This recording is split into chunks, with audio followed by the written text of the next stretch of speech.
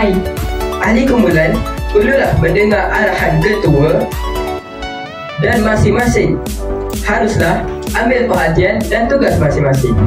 Ketua ialah ibarat kepala atau otak pada bahagian badan yang menentukan pergerakan yang lainnya. Cara memimpin bagus ahli kumpulan ya.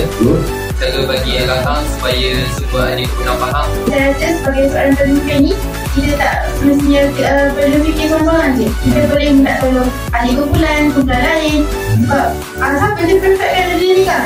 Dan lepas tu yang saya baca lagi, kita mestilah jangan mudah marah dalam aktiviti ni, dan jangan mudah kala. Kalau tak ada kepimpinan dalam diri, kita tak pergi mana-mana lah. Kesabaran, kerjasama dan kepentingan menyusun strategi dengan bijak. Ia membuktikan bahawa setiap masalah pasti ada jalan penyelesaiannya.